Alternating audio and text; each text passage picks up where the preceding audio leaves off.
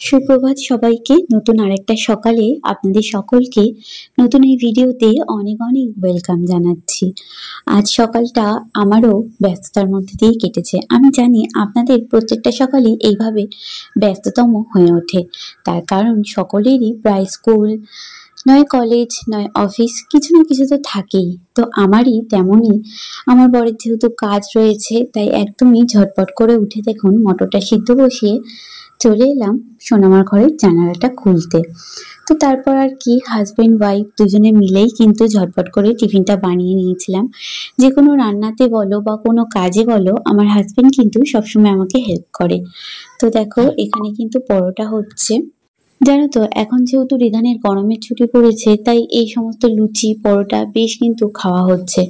জানি না রিধানের স্কুল খুললে সেটা আর সম্ভব হবে কিনা, তার কারণ রিধানের অনেক মর্নিংয়ে স্কুল, প্রায় 7:30টার মধ্যে ওকে স্কুলে গেটের মধ্যে ঢুকিয়ে আসতে হয়। তো তাই আমি জানি না হয়ে উঠবে কিনা। এখন যেহেতু রিধানের স্কুল আছে আর আমরা যেহেতু বাঙালিরা কিন্তু সকাল হোক দুপুর হোক বা যাই হোক না কেন, লুচি পরোটার প্রতি বাঙালিদের কিন্তু একটা আলাদাই টান। এই লুচি পরোটা খেতে কিন্তু সব বাঙালিরাই প্রায় বেশ ভালোবাসে। আমি যেহেতু বাঙালি তাই আমার প্রিফার হয় কি করে বলুন।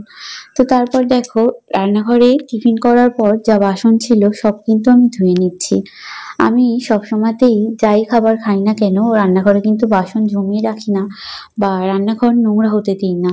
যখনই কোনো নোংরা দেখি তখনই কিন্তু সেই জিনিসটা পরিষ্কার করে নিই, যার জন্য কিন্তু আমার রান্নাঘর সবসময়ই পরিষ্কার থাকে। তো কথায় আছে, রান্নাঘর যত পরিষ্কার থাকবে মা লক্ষ্মীর বাস কিন্তু সেখানেই থাকবে। তো আমার জলটা যেহেতু একটু হরহরে, আমি দেখো বাসনগুলো বেশ অনেকক্ষণ ধরেই ধুচ্ছি। তার কারণ জলের জন্য গো, জলটা এমনই হরহরে, বাসনটা বেশ অনেকক্ষণ ধরে ধুলে তারপরেই হরহরে ভাবটা কাটে। প্রথম যখন এখানে এসেছিলাম অনেকটাই অসুবিধা হয়েছিল, তারপর আস্তে আস্তে এটার অভ্যাস হয়ে গেছে। তো দেখো বাসনগুলো আমি এইভাবে সাইড করে রেখে দিচ্ছি।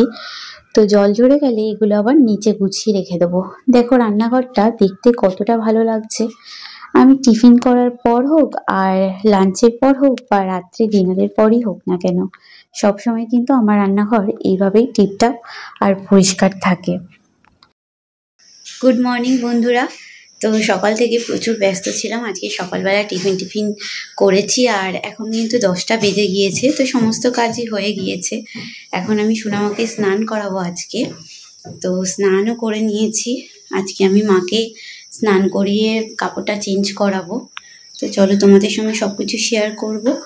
আর ঠাকুরের বাসনগুলো তার আগে আমি ধুয়ে নিয়ে আসবো। কালকে এই জানলাটা খোলা ছিল বলে বৃষ্টিতে সব ধূপ ভিজে গিয়েছে। এই দেখো ধূপগুলো এখানে শুকনো করতে দেওয়া রয়েছে। তো চলো তাড়াতাড়ি এই কাজগুলো সেরে তোমাদের সঙ্গে আবার কথা বলছি। দেখো মাকে চান করানোর জন্য আমি কিন্তু কোনো কেমিক্যাল ইউজ করি না। আমি এখানে মাকে যেটা মাখাচ্ছি সেটা হচ্ছে বেসনের মধ্যে দুধ দিয়েছি, অনেক সময় আমি টক দইও দিই, তার মধ্যে লেবু দিয়েছি, তো চন্দন দিয়েছি এর মধ্যে।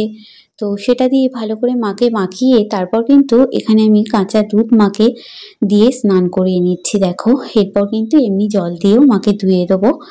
তো যখন যেটা থাকে কাছে সেটা দিয়ে মাকে স্নান করায়, আর সব সময়তেই মাকে স্নান করানো হয়ে ওঠে না।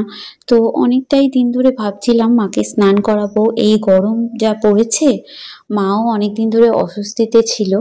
তো দেখো মাকে ভালো করে জল দিয়েও ধুয়ে দিচ্ছি। আর আমার কাছে না কোনো বড় গামলা নেই, ঠাকুরের যা আছে সবই ছোট জিনিস রয়েছে যে মাকে তার উপর রেখে স্নান করাবো, তাই মাকে উপরটায় তুলে কিন্তু স্নান করিয়ে দিয়েছিলাম। আর তারপর দেখো এখানে মাকে আমি এই শাড়িটা পরিয়ে দিয়েছি। এটা কিন্তু জামাই ষষ্ঠীর জন্য আমি মাকে এনে দিয়েছিলাম। আর তারপর দেখো যে হারটা এনেছি সেটাও মাকে পরিয়ে নিচ্ছি। আর মাকে যখন এইভাবে সাজাতে গোছাতে থাকি তখন কিন্তু আমি একটা অন্য জগতেই চলে যাই। আমার কিন্তু ভীষণই ভালো লাগে মাকে এই সাজগোজ করাতে। আমার যত টাইমই লাগুক না কেন আমি কিন্তু সেই টাইমটা হাতে নিয়েই তারপরেই কিন্তু মাকে সাজাতে গোছাতে বসি। তো এখানে দেখো মাকে আমি চুল পরিয়ে মুকুট টুকুট যা মায়ের সাজগোজ আছে সেগুলো পরিয়ে দিচ্ছি। তো দেখো মা সাজগোজ একদম কমপ্লিট হয়ে গেছে আর মাকে দেখতে কত সুন্দর লাগছে।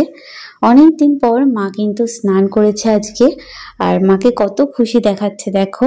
আমি কিন্তু ভীষণই খুশি হই মায়ের এই খুশি মুখটা দেখলে। তো চলো মাকে এবার খেতে দিয়ে দেবো। এই দেখো মাকে আমি খেতেও দিয়ে দিয়েছি, আর গাছে না একটা জবা ফুল ফুটেছিল, তো সেটা তুলে এনে মায়ের পায়ে দিয়েছি। এই দেখো শাড়িটা পরে মাকে কি দারুণ লাগছে দেখতে। আর বাবাকেও আজকে স্নান করিয়েছি। বাবাকে প্রত্যেকদিন যদিও বা আমি স্নান করাই, তো আজকেও বাবাকেও সুন্দর লাগছে দেখো। তো তারপর দেখো তুলসী তলাতেও আমি খেতে দিয়ে দিয়েছি। এই দেখো দেখো চলে এসেছি রান্নাঘরে, ছেলের খিদে পেয়েছে, তো কালকেকার পোলাও ছিল ওটাই গরম করেছি, আজকে আর কিছু রান্না করিনি, দুজনের জন্য যথেষ্ট। আর সকালের পরোটা অনেক কিছুই আছে এখনও। এখানে আলুর তরকারিটা গরম বসিয়েছি, একটু গরম হয়ে গেলে একসঙ্গে করে নিয়ে দুজনে খেয়ে নেবো। খেয়ে আজকে সারাদিনটা যা কাজ আছে, এক্সামের পড়া, প্রজেক্ট, এগুলোই নিয়ে কাটিয়ে দেবো, রান্নাবান্নার ঝামেলা নেই।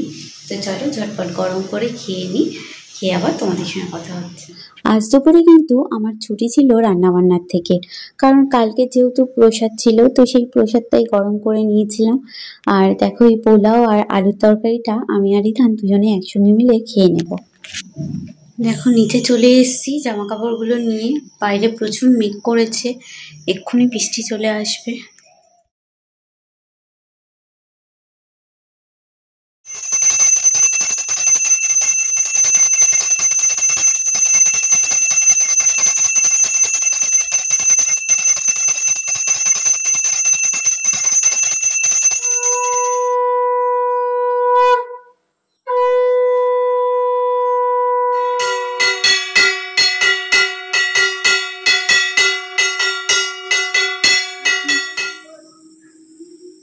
আগের দিনের অনেকটা দুধই জমে গিয়েছিল, তাই ভাবলাম কি করব এই দুধগুলো দিয়ে।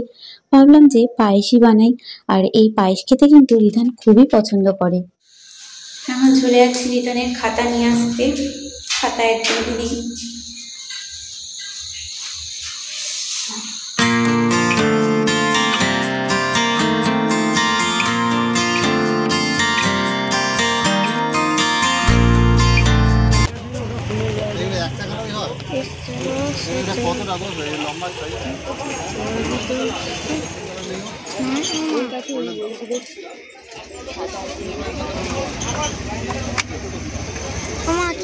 এইরকম নয়, পুরো সাদা বিস্তা না কি বলে এই খাতাগুলো। দেখো ওই খাতা নিয়ে ফেরার পথে আমগুলো দেখে দেবব্রতর মনে হয়েছে ভীষণ মিষ্টি হবে। এগুলো কিন্তু সব হিমসাগর আম, আর আমাদের এই বছর কিন্তু প্রচুর আম খাওয়া হয়েছে। গাছের আমটাই বেশিরভাগ খাওয়া হয়েছে। বাবা মাদের গাছ থেকে যে আমগুলো পড়েছিল সেগুলো কিন্তু দারুণ মিষ্টি, আর এই আমগুলোও খুব মিষ্টি ছিল। তারপর দেখো রাতে আজকে আমাদের খাওয়া দাওয়ায় রয়েছে মাংস, আর এখানে কিন্তু রুটিটা বাইরে দিয়ে কিনে এনেছিলাম। তো দেখো রুটি, মাংস, আর সঙ্গে কিন্তু আম কেটে নিয়েছি, আর তার সঙ্গে ছিল কোল্ড ড্রিঙ্কস। তো বন্ধুরা দেখো রাতে খাওয়া দাওয়া কমপ্লিট, আর বাসন যা ছিল সব পরিষ্কার করে নিয়েছি, আর এখানটাও মুছে পরিষ্কার করে নিয়েছি, গ্যাসটাও পরিষ্কার হয়ে গেছে। তো চলো আজকের মতন ভিডিওটা আমি এখানেই শেষ করছি। কাল আবার তোমাদের সঙ্গে দেখা হচ্ছে। যদি আমার ভিডিওটা তোমাদের ভালো লেগে থাকে তাহলে অবশ্যই একটা লাইক, একটা সাবস্ক্রাইব করে আমার পাশে থেকো। তো চলো আজকের মতন টাটা। দেখো আমি জলও ভিজিয়ে দিয়েছি, আবার কালকে টাটা।